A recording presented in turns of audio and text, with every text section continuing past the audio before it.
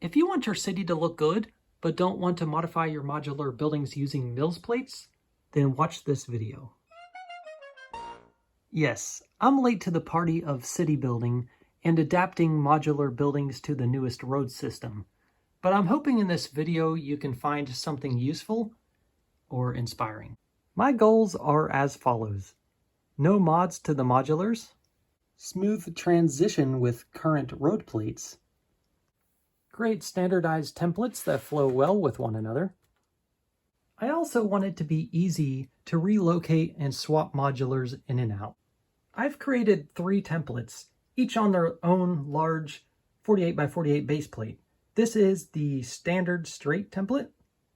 This one is the corner template. This one is the extended straight template. The car of the future. This is a 50s diner in the 50s, so this is what they imagine a car would look like today. Wait, is that car 8 studs wide? Great Scott! If you're sub to this channel, you'll know I do some random things from time to time. If you're not, please consider subscribing. And now back to your regular program.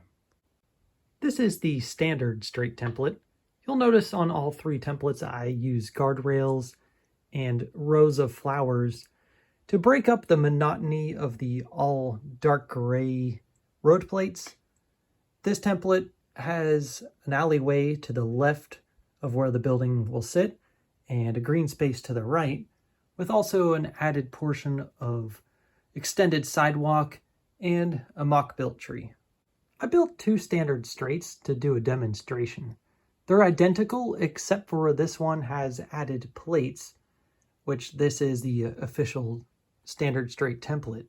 But I want to show you how the building sits when you don't have those plates in. Without those additional plates to sit on, it turns out that the sidewalk is flush with the road. So you could potentially connect your modular to the road system this way. But I prefer not to and just have things easily swappable. And I like the look of the raised sidewalk. Now I'm going to be demonstrating different ways to configure these standard straights using different modulars. So yes, this template works for traditional straight modulars, but it also works for corner modulars as well.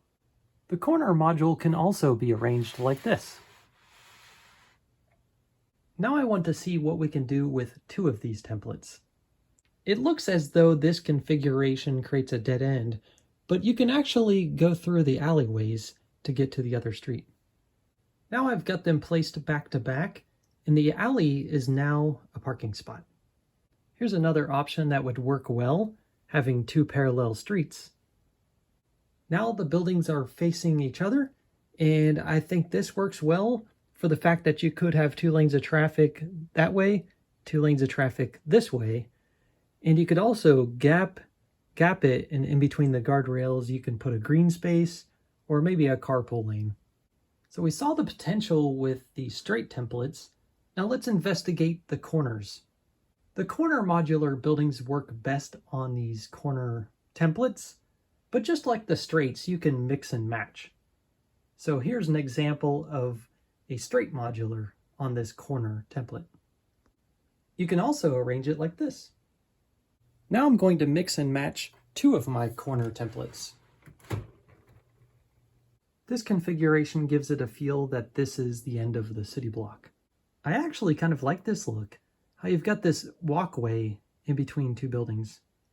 This configuration looks good, although you do create some intersections, so you probably want to add some traffic signs. Or if you don't want to have those intersections, just add some more fence elements and change up your striping. And here's another option. Now let's check out that 3rd and last template. This is the extended straight template, and it's for fitting Assembly Square or the new museum modular, as they both have 1.5 base plates of width. You can also do a half modular and add it to a regular sized modular as well. this is what I was referring to. Actually, I think this combination is pretty good. I like how the staircase of the Parisian restaurant gives a little bit of separation between that and the townhouse. Here I've added a corner template, making everything more condensed. Here I've provided some separation by rotating the boutique hotel by 90 degrees. I've rotated the other street now, but to make this work, you'd probably want to modify some of the guardrails. You don't have to use this template for the assembly square. You can actually use two corner templates side by side. You can also squeeze a bookshop into this layout. You have now reached the grand finale of this video. I've got two corners, two straights, one extended straight. Let's see what we can do with all 5 of these templates. I think this configuration is very solid. I like this layout. It's very traditional, but I like the space that's created with the alleyways and the green space. I've got everything pretty well balanced with the corner modules on the corners, and then working your way inward. Right in the middle is the largest of all the modulars to date. This is filmed right before the museum has been released, so I think Assembly Square looks perfect being right in the middle. I'll walk you down the street so you can have a closer look. When taking that walk down the street, I've noticed an exposed stud on the sidewalk. A perfect place for Ronald McDonald. Come on, you know that diner is going to turn into a McDonald's pretty soon anyway. Do you still see Ronald? Well, I'm about to change up this layout, so keep an eye on him. Well, do you see his red hair? If not, I'll take you for a closer look in just a moment.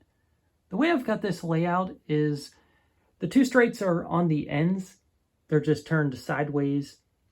And then next to them are the corners. And then the corners are flanking the extended straight right in the middle. Well, he's not at the diner anymore. But look, he's hopped into the back seat of a Cadillac. He's going for a ride. Now, speaking of Cadillacs and cars going around on these streets, it's recommended that they're 6-stud wide, but there is a problem. They can't pass each other because of the flowers and guardrails I've put on both sides. It just makes their fenders interfere.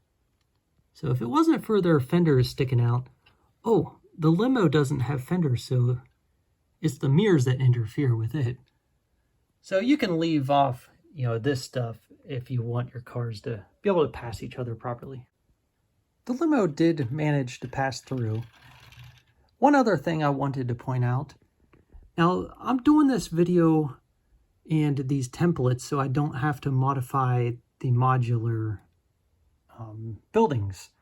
But if you want to make things look more realistic, you should take out those drain elements because they should be on the street, not on the sidewalk itself.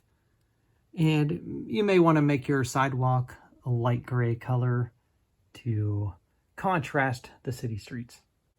For this plate, the green space ended up in front of the building, which I think is welcoming because you don't get a lot of green or trees into the modular building collection. I like this layout for the fact that there's so much space between the buildings. The buildings on the end, the townhomes and the bookshop, are actually facing inward. Let me know in the comments if you see anything unusual in this layout. But I think it looks pretty cool. I especially like the look of the divided highway in front of the bookshop and apartment homes. Here's an example of how you can start using these in rows.